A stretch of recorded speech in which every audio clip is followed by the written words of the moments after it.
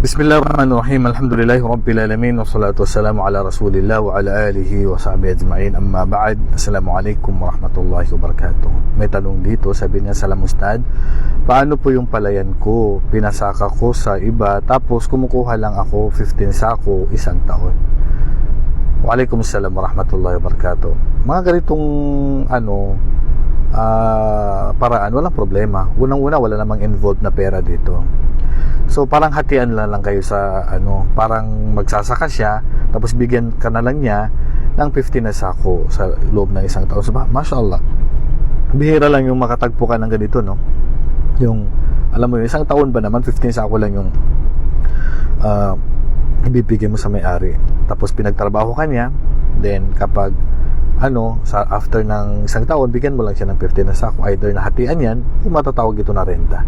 Halimbawa, ang renta mo na lang sa akin 15 na sako, o bigyan mo na lang sa akin pag naka-harvest ka sa loob ng isang taon ay 15 na sako. O yan ay parehong wala pong problema. Kaya ang pinakamainam talaga, ganito pong usapan. Rentahan na lang kung halimbawa sa mga sinasangla sa atin, kaysa naman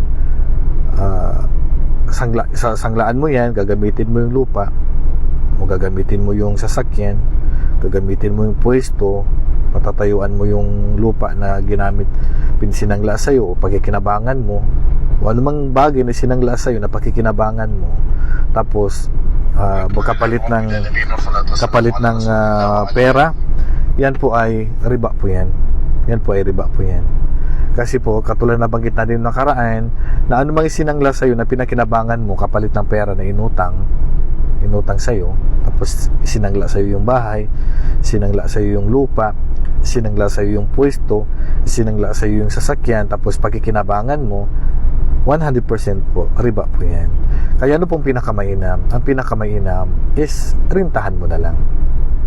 Halimbawa yung lupa, gusto mo naman pakinabangan, gusto mo pagkakitaan, so ang gawin mo na lang, rentahan mo na lang.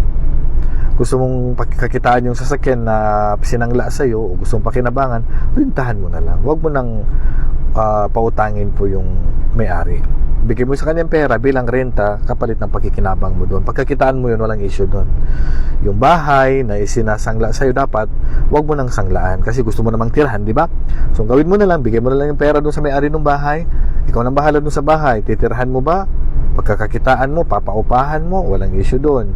Ang mahalaga, rirentahan mo, hindi na babalik yung pera sa'yo. Kasi sinanglaan mo yan, babalik din yung pera, talagang papasok ka talaga sa riba. Kaya yung mga gusto makinabang sa sinangla, huwag niyong pasukin yung ganung bagay. Gawin nyo na lang, rentahan nyo. Kasi pagkikinabangan nyo na, pagkakakitaan mo yung lupa, pagkakakitaan mo yung bahay, yung pwesto, yung sasakyan, o anumang bagay na sinangla sa'yo, pagka gusto mong pagkakitaan, huwag mong idaan sa sangla. Idaan mo sa renta po. Huwag mo nang pag-usapan nyo lang gano'ng katagal, tapos magbigay ka sa kanya ng pera, hindi na babalik yung pera. Ganun po dapat. At yung tanong na yan, wala pong issue. Wallahu a'lam. Wa sallallahu ala nabiyina Muhammad wa ala alihi wa sahbihi ajma'in. Assalamualaikum warahmatullahi wabarakatuh.